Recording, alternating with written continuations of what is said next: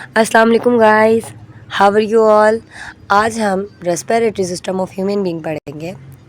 उससे पहले मैं आपको थोड़ा सा डाइजेशन के बारे में बताना चाहती हूँ कि डाइजेशन क्या है। क्योंकि ये जो है हमारा इंटरलिंक है थोड़ा बहुत, तो ये पहले थोड़ा सा ओवरव्यू ले लेते हैं ताकि डाइजेशन को हम प्रॉपर वे में पढ़ सकें। तो सबसे पहले क्या होता है कि हम फूड इनटेक करते हैं। फूड इनटेक करने की वजह क्या होती है, सबसे बड़ा पर्पज़ ये होता है कि हमें एनर्जी मिले। हम फूड जो इनटेक करते हैं वो इस कंडीशन में नहीं है कि वो हमारे ब्लड के साथ फ्लो करके हमारी बॉडी के हर एक ऑर्गन तक पहुँचे, हर एक सेल तक पहुँचे। तो उसके लिए क्या होता है कि हमारी फूड डाइजेस्टिव सिस्टम से गुजरती है, जिसमें वो स्मॉल मॉलिक्यूल में कन्वर्ट होके हमारे ब्लड के साथ शामिल होकर वो क्या हो जाती है कि वो हमारी बॉडी के हर एक सेल तक पहुँच जाती है, क्योंकि हर एक सेल को एनर्जी की ज़रूरत है। तो एनर्जी क्या हुई कि हर बॉडी के हर एक सेल तक पहुंच गई। अब तक उसने हमें एनर्जी नहीं दी है, फूड ने हमें एनर्जी अब तक नहीं दी है। तो क्या होता है कि वो फूड जो हमारे सेल्स के अंदर स्टोर है वो उस वक्त तक एनर्जी रिलीज़ नहीं करेगी जब तक उसे ऑक्सीजन नहीं मिलेगा। तो उस हमारी फूड को ऑक्सीजन प्रोवाइड करने के लिए हमारी बॉडी एक दूसरा प्रोसेस करती है जिसको हम कहते हैं रेस्पिरेशन। तो रेस्पिरेशन मोस्टली हमारे दिमाग में यही बात होती है कि ऑक्सीजन हमने इनहेल किया और वो लंग्स में से ही वापस आ गया। हम लोगों के मोस्टली लोगों के दिमाग में ये बात होती है। असल में क्या होता है कि ऑक्सीजन हमारे सेल के हर एक बॉडी पार्ट के हर एक सेल तक पहुंचना होता है। तो अब हम पढ़ेंगे कि किस तरीके से हमारी बॉडी के हर एक पार्ट तक हमारा जो ऑक्सीजन है वो पहुंचता है। तो सबसे पहले क्या होता है कि हम नोज़ के थ्रू ऑक्सीजन को इनहेल करते हैं। अब मोस्टली टाइम हम क्या कर रहे होते हैं कि माउथ से भी हम इनहेल कर रहे होते हैं ना, बट ये बिल्कुल गलत तरीका है, हमें ऐसा नहीं करना चाहिए। क्योंकि बहुत सारे जर्म्स और डस्ट क्या होते हैं कि वो हमारे रेस्पिरेटरी सिस्टम के अंदर एंटर हो सकते हैं उसके थ्रू, डस्ट या जर्म्स। तो अगर हम नोज़ से उसे करते हैं इनहेल, तो हमारे नोज़ के अंदर हेयर्स मौजूद होते हैं जो उसे फिल्टर कर देती है हमारे एयर को। इसके अंदर म्यूकस मौजूद होता है जो डस्ट वगैरह को क्या कर देती है, यानी कैच कर लेती है। जर्म्स वगैरह को म्यूकस क्या कर लेती है, कैच कर लेती है। अब म्यूकस क्या होता है, वो हमारी नोज़ की जो लाइनिंग्स होती हैं वो प्रोड्यूस करती हैं। ये स्टिकी मटेरियल होता है जिसमें ये सब रह जाता है। तो अब जो एयर होती है वो क्या हो जाती है, वो फिल्टर होके हमारे रेस्पिरेटरी सिस्टम में एंटर होती है। इट मीन्स हमारे ट्रैकिया में, हमारे दूसरे पार्ट के अंदर, हमारे रेस्पिरेटरी के दूसरे ऑर्गन के अंदर, सिस्टम के दूसरे ऑर्गन में एंटर होती है। तो फिर क्या होता है कि हमारे जो माउथ और नोज़ ये एक ट्यूब के साथ कनेक्टेड होती है, इसको हम कहते हैं फेरिंक्स। अब फेरिंक्स की होती है फर्दर टू ट्यूब्स में डिवाइड हुई होती है। एक होता है हमारा एसोफेगस और एक होता है हमारा ट्रेकिया।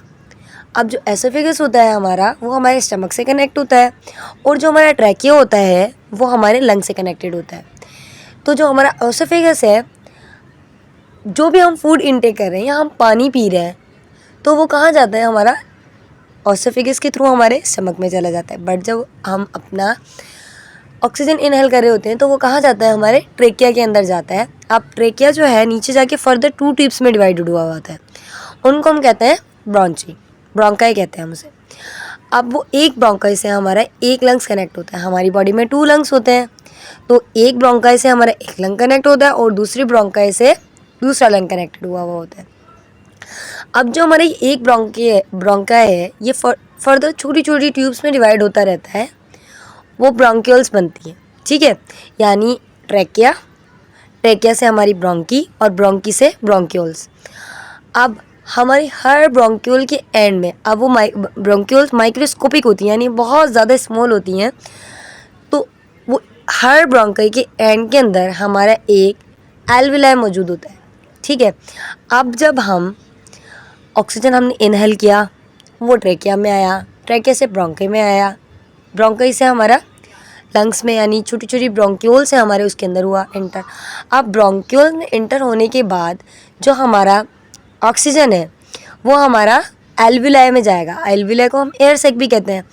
तो यहाँ पे आके हमारा जो ऑक्सीजन है, अब जो एक हमारा एल्विलाई होता है ना, उसके इर्द गिर्द हमारे ब्लड कैपिलरीज मौजूद होती हैं जिनके अंदर हमारा ब्लड का सप्लाई होता है।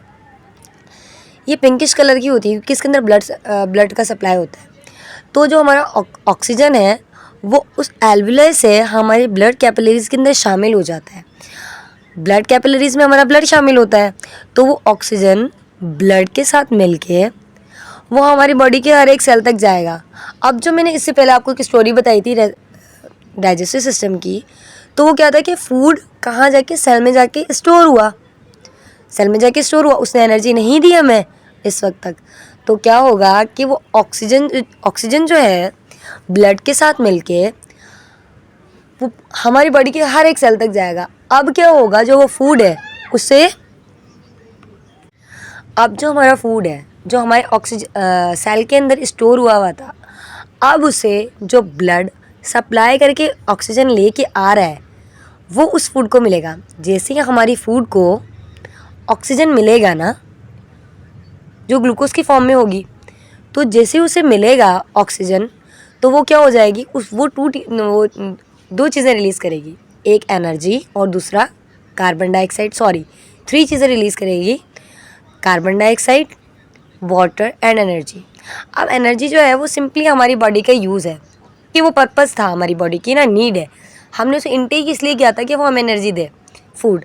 अब जो हमारे लिए मेन थी वो चीज़ तो हमें मिल चुकी है। अब जो 2 एक्स्ट्रा चीज़ें हमारी बॉडी में आ गई जिनकी हमें ज़रूरत ही नहीं है, ठीक है। तो अब क्या होता है कि वो जो हमारा कार्बन डाइऑक्साइड और वाटर है वो ब्लड के साथ, कार्बन डाइऑक्साइड और वाटर ब्लड के साथ कहाँ जाता है, हमारे एल्वुलाई में जाएगा, ब्लड कैपिलरीज में जाएगा, ब्लड कैपिलरी से एल्वुलाई में जाएगा, एल्वुलाई से ब्रोंक्यूल में जाएगा, ब्रोंक्यूल्स में से ब्रोंकी में जाएगा, ब्रोंकाई से हमारा ट्रैकिया में, और ट्रैकिया में से हम अपनी नोज़ से आउट कर देते हैं। ये वाटर भी हमारा इसी तरीके से आता है। अब बात ये पैदा होती है कि वाटर कब आता है, कभी अगर हम अपने हैंड को अपने माउथ के सामने या अपने नोज़ के सामने कुछ टाइम तक रखेंगे तो हमें थोड़े थोड़े वाटर वेपर्स फील होंगे कि हमारी जो हैंड है वो मॉइस्ट हो गया है। तो ये वही एयर वाटर होता है जो हमारा जो फूड ब्रेकडाउन होने के प्रोसेस में जो निकल रहा है कार्बन डाइऑक्साइड के साथ, तो ये वो वाला वाटर होता है। तो ये पूरा हमारा रेस्पिरेटरी सिस्टम है। अब हम लोग को पता चल गया होगा कि रेस्पिरेशन का मतलब बिल्कुल ये नहीं है कि ऑक्सीजन का अंदर लेना और कार्बन डाइऑक्साइड का बाहर निकालना। वो एक हमारे ब्लड के साथ भी कनेक्शन है, हमारे फूड के साथ भी कनेक्शन है उसका। अच्छा, अब हम थोड़ा सा हम अपने लंग्स के बारे में पढ़ लेते हैं। अब हम लोग को पता है कि जो हमारे लंग्स हैं वो बहुत ज़्यादा सॉफ्ट होते हैं, बहुत ज़्यादा सॉफ्ट होते हैं वो। तो अल्लाह ताला ने उसे कुदरती तौर पे एक केज में रख दिया है, एक पिंजरे में रख दिया है। जो हमारी रिब्स हैं वो एक हमारा अगर हम उसे फील करें तो वो रिब केज बना लेती है। अच्छा, वो रिब केज इसीलिए होता है क्योंकि हमारे 2 बहुत डेडिकेट ऑर्गन होते हैं जो उसके अंदर रखे हुए होते हैं। एक तो हमारा लंग्स और एक हमारा हार्ट, ये दोनों ही बहुत ज़्यादा सेंसिटिव होते हैं, तो ये रिब केज के अंदर होते हैं मौजूद, ताकि ये इनकी प्रोटेक्शन कर सकें। अब जो रिब्स होती है ना, इनके दरमियान में हमारे मसल्स मौजूद होते हैं जिनको हम कहते हैं इंट्राकॉस्टल मसल्स। क्योंकि जब हम ऑक्सीजन इनहेल करते हैं ना, तो जो हमारे लंग्स हैं वो फूल जाते हैं, बड़े हो जाते हैं, तो हमारी चेस्ट कैविटी क्या हो जाती है, वो अपना साइज़ इंक्रीज़ कर लेती है। अच्छा, ये तो हमारे इंट्राकॉस्टल मसल्स। अब हम बात कर लेते हैं हमारे डायफ्राम की। हमारे लंग्स के नीचे ही एक मसल की शीट होती है, उसको हम कहते हैं डायफ्राम। अब हमारे इंट्राकॉस्टल मसल और डायफ्राम ये दोनों मिलके क्या करते हैं, ये दोनों मिलके हमारी चेस्ट कैविटी को बड़ा और छोटा होने में मदद देते हैं। जब हम ऑक्सीजन को इनहेल करते हैं तो क्या होता है कि जो हमारी चेस्ट कैविटी है वो बड़ी हो जाती है ना, क्योंकि उसके अंदर एयर भर चुकी है, तो वो क्या हो जाती है, वो बड़ी हो जाती है। तो हमारे जो इंट्राकॉस्टल मसल्स हैं वो रिब्स को थोड़ा अपने साइज़ को इंक्रीज़ करने में हेल्प करते हैं मसल्स, और डायफ्राम जो होता है वो क्या हो जाता है, वो भी थोड़ा नीचे की साइड हो जाता है ताकि वो चेस्ट कैविटी बड़ी हो। जब हम कार्बन डाइऑक्साइड को बाहर निकालते हैं तो जो हमारे मसल्स हैं वो क्या हो जाते हैं, कॉन्ट्रैक्ट हो जाते हैं, यानी वो अपनी साइज़ को छोटा कर लेते हैं।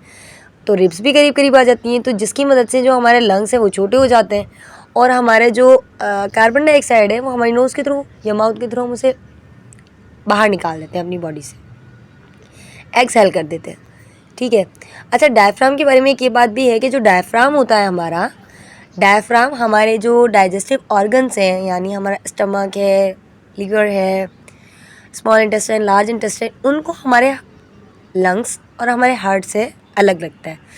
अच्छा, ये बात हमेशा याद रखिएगा कि हमारी चेस्ट कैविटी का साइज़ इंक्रीज़ करने में या उसका साइज़ डिक्रीज़ करने में हमारे इंट्राकॉस्टल मसल्स और डायफ्राम हेल्प करते हैं।